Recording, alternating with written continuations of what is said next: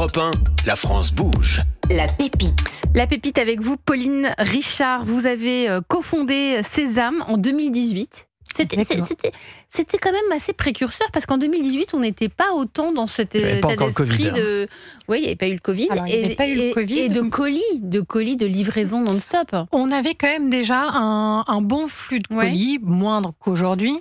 Et surtout, je pense qu'on commençait à toucher du doigt cette frustration autour de la boîte à lettres qui finalement ne reçoit plus rien puisqu'on ne reçoit pas de courrier, de moins en moins, et on commençait à voir ces colis s'accumuler dans le hall.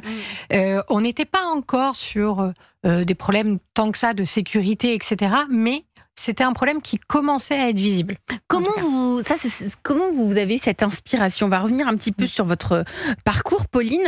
Vous êtes née à Cambrai.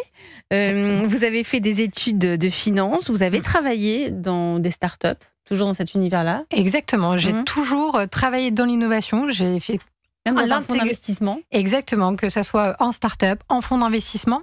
Ça a toujours été un domaine qui m'a intéressée. Mes amis, de vous diraient, Pauline, quand il y a un problème, il y a toujours une start-up pour trouver une solution, pour développer une app, pour développer de la data, etc. Et puis il y a une rencontre, c'est celle de celui qui va devenir votre associé, Benoît. Exactement. Où là, vous avez une idée face à ce constat dont on vient de parler, c'est ça ? Exactement. On se retrouve à un moment de nos vies avec cette même envie d'entreprendre et avec un constat qui est que le hall aujourd'hui de nos immeubles d'entreprise ou d'habitation est vide, ne sert à rien et pas du tout intégré justement dans cette ville de demain. Dans notre quotidien.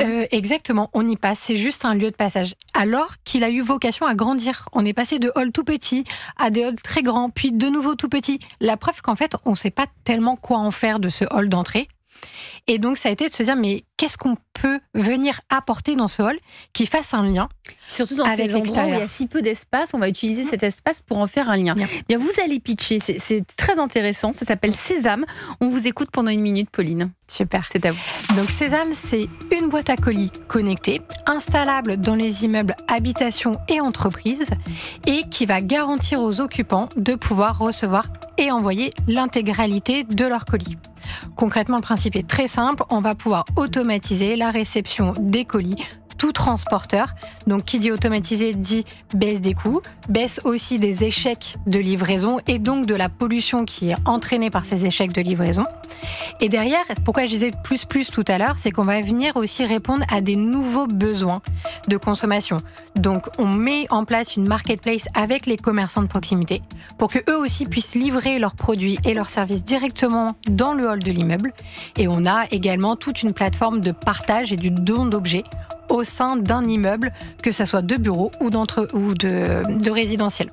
Aujourd'hui, on a plus de 200 installations, y compris chez ma voisine Béatrice. Le hasard l'a fait. Et on travaille avec tout type de promoteurs, entreprises, etc. Merci pour votre pitch, Pauline Richard, cofondatrice de Sésame. Donc, si on comprend bien, c'est une boîte, vous pouvez nous la décrire, c'est une grande boîte aux lettres, des casiers connectés. Ouais. Ça va dépendre, on va de 5 casiers. Donc là, ça va être à peu près 60 cm de large, 60 cm de profondeur, 2 mètres de haut. Et les plus grandes, par exemple, on est sur le siège de BASF, on est sur 50 casiers, ça fait 3 mètres de long. Et donc, on peut recevoir les colis dans ce casier, mais vous évoquiez tout à l'heure le lien, ça peut devenir une sorte de lien social, c'est-à-dire, vous pouvez aller plus loin ? Parce que à la fois, on a la partie colis qui attire les personnes parce qu'on consomme tous en ligne. Et derrière, en fait, on va leur proposer de consommer aussi en local. Sur notre marketplace, ils peuvent acheter des produits et des services, donc au pressing, le primeur, le cordonnier, le fleuriste, au sein de leur commerçant de proximité et se faire livrer directement dans les casiers. Donc, ça permet de redonner le goût aussi en se disant, finalement, vous avez déjà beaucoup de choses en bas de chez vous. Pourquoi pas en bénéficier de manière aussi simple que sur un site e-commerce. Ça veut dire que le commerçant va aller déposer sa confiture maison, ses fruits et légumes dans le casier. Exactement. D'accord. Et ce casier, il est dans le hall de l'immeuble, il est dédié aux habitants de l'immeuble ou ça peut être pour le voisinage aussi, ça deviendrait un point relais finalement. Exactement. Donc non, c'est uniquement pour les occupants de l'immeuble. collaborateurs ou habitants. Qui décide de vous prendre? C'est le syndic? Ça dépend. Sur une copropriété, ça peut être les copropriétaires directement. En entreprise, c'est souvent les moyens généraux ou les RH. On travaille beaucoup avec des foncières. Donc là, ça va être plutôt justement des services nouveaux usages qui cherchent aussi à apporter du service aux habitants directement. Marie-Georges. Il y a d'autres acteurs aujourd'hui qui proposent ce même type de service, de casier. Comment vous vous positionnez par rapport à ces acteurs?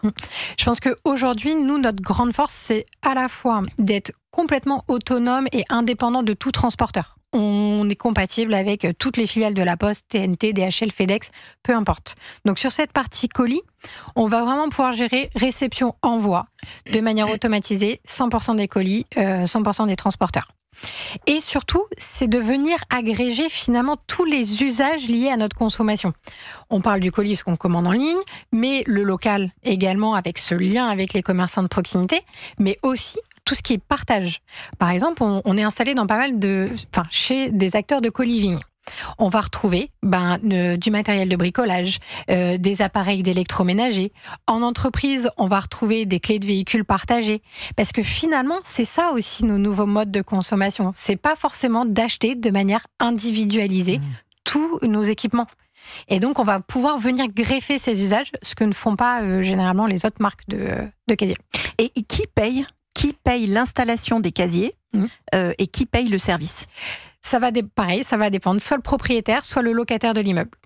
Voilà. Le propriétaire de l'immeuble, quand c'est une foncière, un asset manager, et le locataire, souvent, c'est plutôt dans nos cadres d'entreprise. Par exemple, en bas, vous avez des casiers, quelques casiers. De chez vous?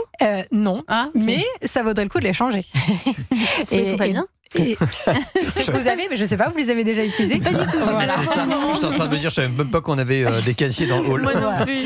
Donc, alors que si vous installez du sésame, vous saurez que vous en avez et vous pourrez gérer tous vos usages comme ça. Et dans ce cas, c'est le locataire, ici, l'entreprise qui paierait, qui prendra en charge. Vous avez plus d'entreprises ou de 50-50. 50-50. Et une fois que vous êtes installé au sein d'un immeuble, ensuite, ça veut dire quoi? Il y a une maintenance, vous allez les vérifier. Est-ce que ça s'ouvre avec un code? Ça s'ouvre comment? C'est très simple. C'est comme les vestiaires, dans les vestiaires sport? Alors, oui et non. Aujourd'hui, on a un écran qui ressemble à un écran d'ordinateur, concrètement, sur les casiers. Et vous allez pouvoir venir taper un code de retrait. La porte s'ouvre. Si vous avez besoin de déposer, code de dépôt, la porte va s'ouvrir également. Vous déposez, vous refermez. Et la personne est alertée directement. Je trouve ça bien, c'est pas mal. Franchement, c'est très innovant. Je trouve ça très utile. Je peux rajouter un petit usage? Le Duby qui connaît, donc apparemment, de ce qu'on découvre ce soir sur Europe 1, c'est que vous bossez ensemble, c'est ça? Alors non, nous, dans notre immeuble, en bas, il y a un casier sésame dont on se sert pour recevoir. Au sein de votre entreprise? Au sein de mon immeuble particulier. Ah, particulier, d'accord. De l'immeuble dans lequel nous sommes. Dans lequel vous vivez. Et il y a un autre usage, ça c'est mon mari qui le fait. Il fait une partie de ses courses là, il revient, il dépose une partie de ses petits achats. Au lieu on habite au 5e étage, avec ascenseur, mais tout de même, et il repart, et quand il revient, il reprend toutes ses courses qu'il a déposées ponctuellement dans ce petit casier, et ensuite de ça, il monte avec tous ses petits achats. Ça lui évite de faire... Ça lui fait une petite consigne personnelle. Consigne personnelle. Ouais. Et c'est très pratique en vrai. Et c'est ce qui est important pour nous, c'est que les gens et les habitants, les occupants, s'approprient la solution pour leurs propres besoins. Et c'est ça qui est génial, c'est que finalement, c'est une boîte aux lettres géante, quoi. Oui, et multi-service finalement, et on a besoin d'une plus grande case, on prend le XL, finalement j'ai juste besoin de mettre des clés, mais je prends la case S. Donc c'est pas nominatif? Non, c'est pas nominatif. Combien ça coûte si on est... Intéressé. C'est quoi? C'est un abonnement? Comment ça fonctionne? Alors aujourd'hui, on a les deux modèles. Quoi votre modèle économique? Vous avez la possibilité de louer les casiers. Donc là, ça va dépendre du nombre de casiers au total, mais on est à peu près à un coût initial de 250 € mensuel. Qui peut aller à plusieurs milliers en fonction du nombre de casiers, bien sûr. Et vous avez aussi la possibilité d'acheter les casiers. Donc là, on le fait beaucoup, par exemple, sur les immeubles neufs, où là, ils achètent la solution, tout simplement, et ensuite, utilisation illimitée. Et donc ça, c'est combien, vous l'avez dit? On commence à un peu moins de 10 000 €. D'accord. Vous, comment est-ce que vous êtes rentable aujourd'hui depuis, on le disait, vous avez démarré en 2018. Comment vous vous situez au niveau de l'entreprise ? Alors, je dirais pas qu'on a atteint le seuil de rentabilité. Par contre, on a un modèle économique qui est rentable. C'est-à-dire qu'aujourd'hui, sur l'ensemble de nos contrats, on est rentable. Par contre, on est encore dans une phase d'investissement. On fait de la R&D. Il y a des nouveaux casiers, des casiers réfrigérés ou pas. Voilà, on a plein de chantiers encore qui font qu'on a plus d'investissement et donc plus de charges que d'entrée. Quelque chose qui est très important que je tiens à souligner, c'est que tout est fabriqué en France. Exactement. Ça, c'est pas des casiers made in China. Tout est réparti entre Paris et Brest et les box sont fabriqués du côté de Laval et, on adore, du Puy du Fou. Exactement. Donc Paris, Brest, c'est les équipes. On a un petit bureau aussi à Marseille, d'ailleurs. Et la production Puy du Fou et Laval. Marie-Georges, la coach de ce soir sur Europe 1 dans la France Bouge. On valide. On valide complètement. Il y a chez Accenture des casiers ? Non, pas encore. Dans notre siège dans le 13e, on n'a pas encore de casier, mais c'est évidemment un service très intéressant à proposer en entreprise. Et du coup, la question que j'ai envie de vous poser, c'est en termes de développement, qu'est-ce que vous voulez aller chercher aujourd'hui comme type de client, comme type de marché que vous n'avez pas encore? Comment vous voyez votre développement, votre croissance? Alors aujourd'hui, le marché qui est attractif, en tout cas qui présente aussi une envie d'y aller, mais sur lequel on n'est pas encore 100% déployé, c'est les entreprises en direct. Faut pas sous-estimer l'impact des entreprises dans nos villes de demain, que ça soit en termes de logistique, que ça soit le lien aussi avec l'écosystème. Par exemple, là, on fait une très belle installation sur le prochain campus d'Engie. Eh ben, on se rend compte de ce que c'est de faire venir 6000 collaborateurs dans une ville toute nouvelle. Eh bien, il faut créer du lien, il faut leur montrer qui sont les commerçants de proximité grâce à la conciergerie. C'est intéressant etc. ce que vous donnez comme exemple, Pauline Richard, avec Engie, parce que Marie, je me retourne vers vous. Toute cette notion de ville intelligente, de smart city, les grands groupes s'y penchent très sérieusement. On a des grands groupes comme Valeo, je crois. Alors oui, effectivement, ce qui est très compliqué, mais on l'a un peu illustré à travers ce qu'on dit depuis tout à l'heure, c'est que c'est une multiplicité d'acteurs. Donc on a les villes, les collectivités locales, on a les inventeurs de solutions comme vous, on a les grands acteurs du transport, de la construction, de l'énergie, et donc c'est vraiment une agrégation, et c'est pour ça que c'est toujours un peu difficile de trouver sa voie et de faire son chemin dans un marché comme celui-là, où il n'y a pas un ou deux donneurs d'ordre très identifiés. Cependant, il y a quand même quelques grands acteurs, mais qui sont en fait les acteurs traditionnels de la ville, avant qu'elle soit intelligente, si je puis dire, qui sont les acteurs de l'infrastructure, donc qui vont faire les routes, les immeubles, etc. Donc dans les acteurs de la construction, vous avez les Bouygues Construction, vous avez les Vinci, vous avez ils ont les tous Eiffage, une entité etc. maintenant Smart City. Et bien sûr, avec et ces grands acteurs-là, et on a la même chose pour l'énergie, on a la même chose pour les télécoms, on a voilà ces gros acteurs en fait qui du transport de la même manière, en fait. Se posent aussi la question, eux, de l'optimisation de leurs services, de leurs propositions innovantes, de leurs solutions, et donc sont évidemment aujourd'hui des agrégateurs importants pour toutes les solutions qu'on a autour de la table, et sont d'une certaine manière les premiers acheteurs et ou les premiers investisseurs d'ailleurs dans les startups, parce qu'ils cherchent à développer des solutions intelligentes. Justement, je pensais à des acteurs, Pauline Richard, les parkings. Bien sûr. Ils pourraient avoir ces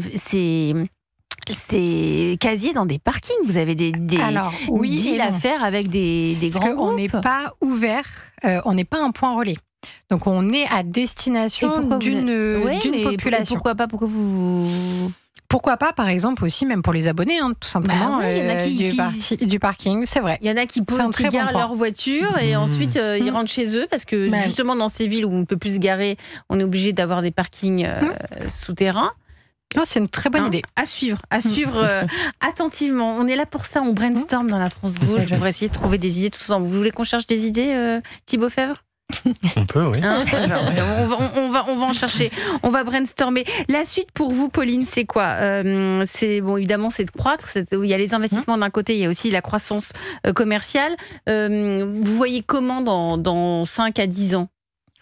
Alors aujourd'hui, déjà, on a plus de 200 installations partout en France. Je pense que ce qui est assez naturel déjà, c'est de mailler encore plus le territoire français, mais c'est aussi, on commence à avoir des installations sur les pays cross-border. Nous, on a quand même cette contrainte du hardware, finalement, donc à l'export, on n'ira peut-être pas aussi vite de l'autre côté de l'océan, mais déjà en Europe, tout simplement, la Belgique, le Luxembourg, on a beaucoup de demandes, la Suisse et le nord d'Italie. En tout cas, c'est à minima les prochaines étapes. Et ben, c'est ce qu'on vous souhaite.